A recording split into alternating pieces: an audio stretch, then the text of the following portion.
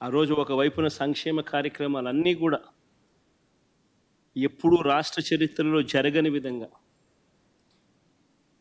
ఎప్పుడూ చూడని విధంగా, దేశంలో కూడా బహుశా ఎప్పుడూ జరగని విధంగా సంక్షేమ క్యాలెండర్ అన్నది బడ్జెట్తో పాటు రిలీజ్ చేస్తూ క్రమం తప్పకుండా ప్రతి ఏడాది లంచాలు లేకుండా, వివక్ష లేకుండా ప్రతి ఇంటికి 2,73,000 కోట్ల రూపాయల డీబీటీ ద్వారా వైఎస్ఆర్సీపీ ప్రభుత్వ హయాంలో ఒకవైపున ఇస్తూనే మరోవైపున ఎప్పుడూ చూడని విధంగా రాష్ట్రంలో ప్రగతి చూపించింది. 4 సీపోర్ట్లు యుద్ధ ప్రాతిపదికన కట్టడం మొదలెట్టాం. 17 కొత్త మెడికల్ కాలేజీలు రాష్ట్ర చరిత్రలో ఎప్పుడు జరగని విధంగా అడుగులు వేయడం మొదలెట్టాయి. అందులో 5 అప్పటికే కంప్లీట్ అయిపోయి. సీపోర్ట్లు కూడా కట్టే 4 పోర్ట్లలో ఒకటి ప్రైవేటు, మిగతా 3 రాష్ట్ర ప్రభుత్వం కట్టే పోర్ట్లు. మా ప్రభుత్వంలో ఉండగానే రామాయపట్నం పోర్టు అయితే దాదాపుగా 70% అయిపోయింది అప్పటికి. మిగిలిన మచిలీపట్నం పోర్టు, మిగిలిన మూలపేట పోర్టు, శ్రీకాకుళంలో ఉన్న పోర్టులు దాదాపు 30% దగ్గర కూడా అయిపోయినాయి.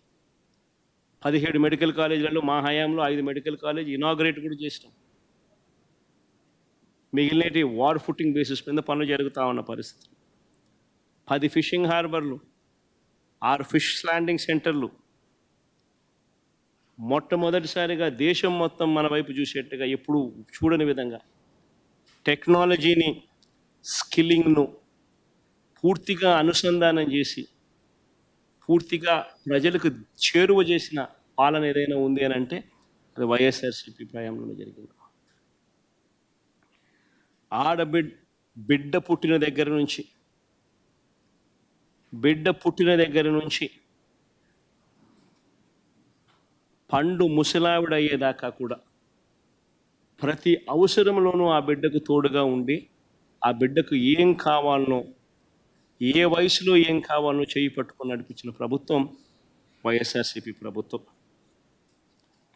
ఆ పిల్లలు పుట్టినప్పటి నుంచి పుట్టిన వెంటనే డెలివరీ అయ్యేటప్పుడే ఆరోగ్య ఆసరా కింద 5,000 రూపాయలు చేతుల్లో పెట్టి ఆరోగ్య ఆసరా కింద పంపించే పరిస్థితి నుంచి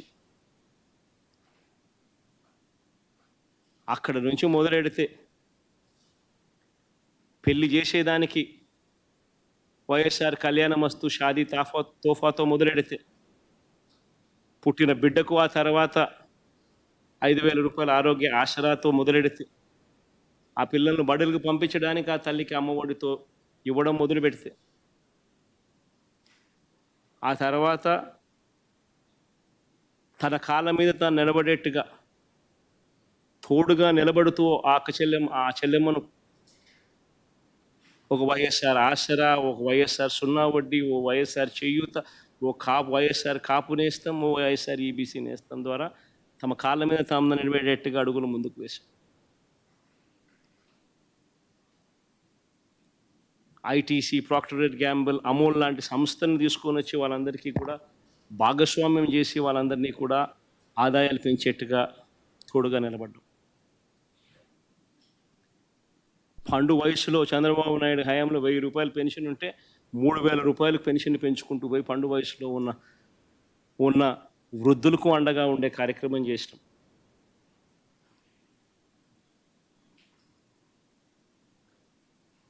పిల్లలు చదివేదానికి పేదరికం అన్నది శాశ్వతంగా బయటపడాలి అని అంటే మంచి చదువులు ఆ పిల్లలకు అందుబాటులో ఉండాలి అని చెప్పి గ్లోబల్ వ్యవస్థలతో పోటీ పడే పరిస్థితిలోకి మన పిల్లలు రావాలి అనే సదుద్దేశంతో ఎప్పుడు చూడని విధంగా సంస్కరణలు తీసుకొచ్చాం.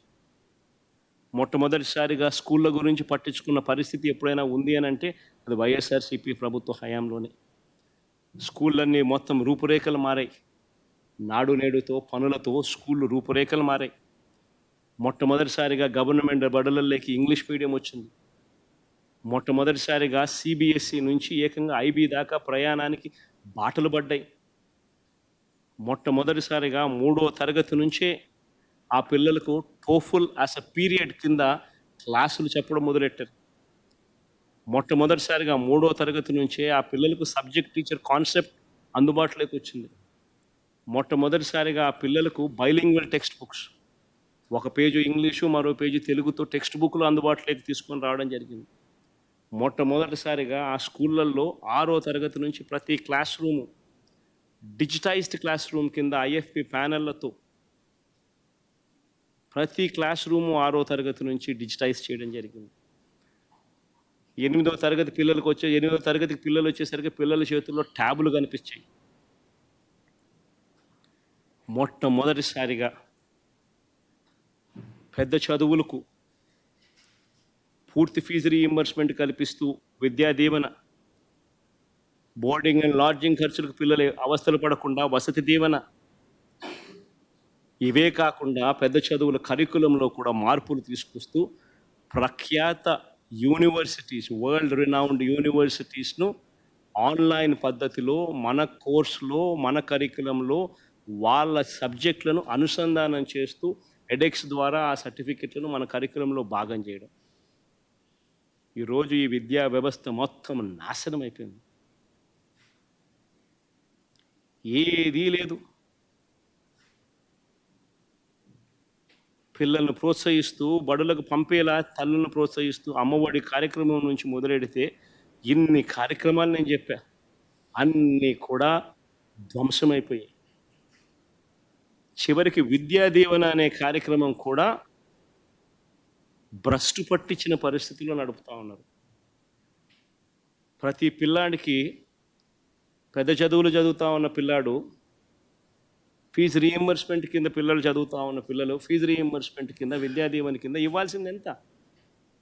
సంవత్సరానికి 2,800 కోట్లు ఇవ్వాలి విద్యా దీవెన కింద వాళ్ళ ఫీజుల కొరకు. క్వార్టర్కు 700 కోట్లు, దాదాపుగా 4 క్వార్టర్లు కలిపితే 2,800 కోట్ల రూపాయలు విద్యా దీవెన కింద ఇవ్వాలి. వసతి దీవెన కింద, బోర్డింగ్ అండ్ లాడ్జింగ్ ఖర్చుల కింద మేము ప్రతి ఏప్రిల్లోనూ 1,100 కోట్లు ఇచ్చేవాళ్ళం.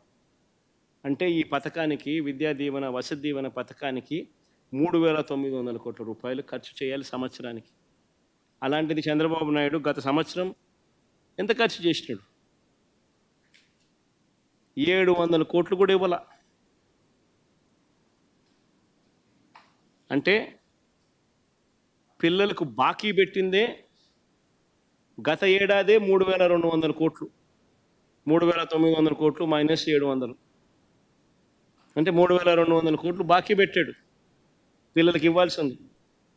అది కాక మళ్ళీ ఈ సంవత్సరం, గోయింగ్ ఫార్వర్డ్, ఈ సంవత్సరం మరో 3,900 కోట్లు కావాలి విద్యా దీవెనకు, వసతి దీవెనకు. మరి రెండు కలిపితే పిల్లలకు లాస్ట్ ఇయర్కి సంబంధించి 3,200 కోట్లు, ఈ ఇయర్ గోయింగ్ ఫార్వర్డ్కి సంబంధించి 3,900 కోట్లు, మొత్తం 7,100 కోట్లు కావాలి. మరి 7,100 కోట్లకు గాను బడ్జెట్లో ఆయన ప్రవేశపెట్టిన నెంబర్ ఎంత? కేవలం 2,600 కోట్లు. అంటే పిల్లలను వాళ్ళ చదువులకు దూరం చేసే కుట్ర.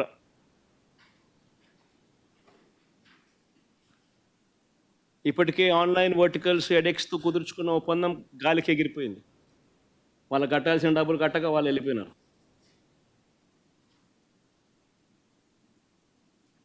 మరోవైపున చూస్తే విద్యా దీవెన ఇవ్వక ఇంజనీరింగ్ కాలేజీలు సైతం మూసేసే పరిస్థితిలోకి వచ్చేస్తున్నాయి. పిల్లలు చదువులు మానేసే పరిస్థితిలోకి వచ్చేసినారు ఫీజులు కట్టలేక. వసతి దీవెన అంటే ఎలాగో పూర్తిగా గాలికే వదిలేసినారు. పిల్లల తరపున పోరాటం చేస్తూ మార్చి 12వ తారీఖున ప్రతి జిల్లా హెడ్ క్వార్టర్స్లో వైఎస్ఆర్సిపి కలెక్టర్లకు విజ్ఞాపన పత్రాలు ఇచ్చే కార్యక్రమం మార్చి 12వ తారీఖున జిల్లా హెడ్ క్వార్టర్స్లో వైఎస్ఆర్సిపి పిల్లల తరపున విద్యా దీవెన, వసతి దీవెన కొరకు పిల్లల తరపున, పిల్లల తల్లిదండ్రుల తరపున వాళ్ళందరితో కలిసి ఈ కార్యక్రమం చేస్తుంది జిల్లా హెడ్ క్వార్టర్స్లో 12వ తారీఖున. ప్రభుత్వం మీద ఒత్తిడి తీసుకొచ్చేందుకు, కనీసం ఏం చేస్తున్నామని చెప్పన్నా కనీసం ప్రభుత్వం కదులుతుందని కనీసం ముందుకొచ్చి ఆ పిల్లలకు తోడుగా నిలబడుతుందని. వైద్య రంగం తీసుకున్న అదే పరిస్థితి. పూర్తిగా వ్యవస్థను నిర్వీర్యం చేసిన పరిస్థితి కనిపిస్తూ ఉండదు. పేదవాడికి, మధ్యతరగతి వాడికి ఒక ఆసరాగా నిలబడింది వైఎస్ఆర్సీపీ ప్రభుత్వం. అప్పట్లో వైద్యం కోసం ఏ ఒక్కరూ కూడా అప్పుల పాలయ్యే పరిస్థితి రాకూడదు అని వైఎస్ఆర్సీపీ ప్రభుత్వం తప్పించింది. ఎప్పుడు చూడని విధంగా గ్రామాలలో విలేజ్ క్లినిక్స్, ఎప్పుడు చూడని విధంగా గ్రామాలలో ఫ్యామిలీ డాక్టర్ కాన్సెప్ట్, ఎప్పుడు చూడని విధంగా కొత్త 104, 108 వాహనాలు, ఎప్పుడు చూడని విధంగా హాస్పిటల్లో నాడు నేడు కార్యక్రమాలు, ఎప్పుడు చూడని విధంగా 17 కొత్త మెడికల్ కాలేజీలు, ఎప్పుడు చూడని విధంగా ఆరోగ్యశ్రీ ప్రొసీజర్స్ను 1050 నుంచి 3300 ప్రొసీజర్లకు ఆరోగ్యశ్రీని పెంచడం, ఎప్పుడు చూడని విధంగా 25 లక్షల దాకా పేదలకు, ఈ మధ్యతరగతి వర్గాలకు ఉచితంగా ఆరోగ్యశ్రీ, ఎప్పుడు చూడని విధంగా ఆపరేషన్ అయిపోయిన తర్వాత ఆ పేదవాడికి రెస్ట్ పీరియడ్లో కూడా ఆ పేదవాడికి తోడుగా ఉంటూ వైఎస్ఆర్ ఆరోగ్య ఆసరా. ఈరోజు ఈ పథకాలన్నీ కూడా మొత్తం ధ్వంసం. 25 లక్షలు ఉండే ఆరోగ్యశ్రీని 2.5 లక్షలకు తగ్గిస్తున్నారు. నిజంగా అసలు వీళ్ళు మనుషులేనా అని అడుగుతా ఉన్నా నేను. గవర్నమెంట్ హాస్పిటళ్ళల్లో 0 వేకెన్సీ పాలసీలో మా ప్రభుత్వ హయాంలో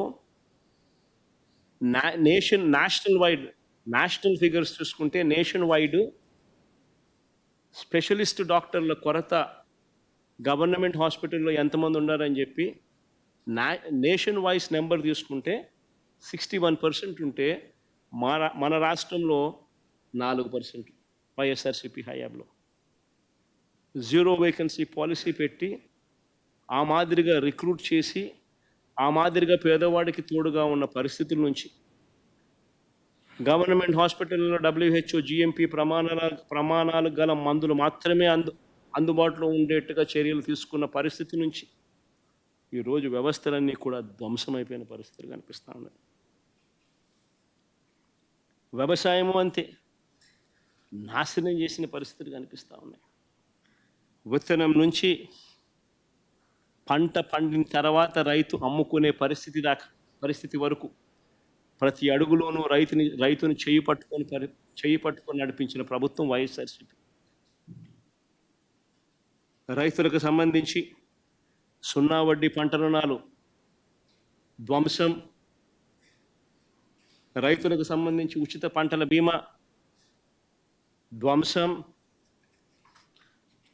సీజన్ ముగిసేలోగానే రైతులకు ఇన్పుట్ సబ్సిడీ ఇచ్చే కార్యక్రమం ధ్వంసం, గ్రామంలోనే రైతును చేయి పట్టుకొని నడిపించే ఆర్బీకే వ్యవస్థ నిర్వీర్యం,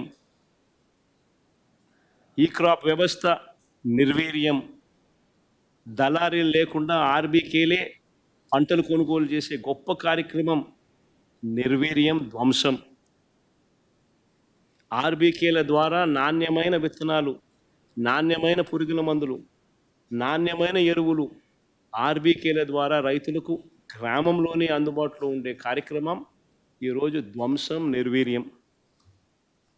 పాల వెలువ కార్యక్రమం ద్వారా మార్కెట్లో కాంపిటీషన్ క్రియేట్ చేసి సహకార రంగంలో ఎప్పుడూ చూడని విప్లవాత్మక మార్పులు తీసుకొస్తూ అమూల్ లాంటి సంస్థను ఆంధ్ర రాష్ట్రానికి తీసుకొచ్చి సహకార రంగంలో ఒక విప్లవం తీసుకొని వచ్చి ఏకంగా అమూల్ రావడంతో డైరీలో ఒక కాంపిటీషన్ క్రియేట్ అయ్యి పాల రేట్లు 7 సార్లు పెరిగాయి.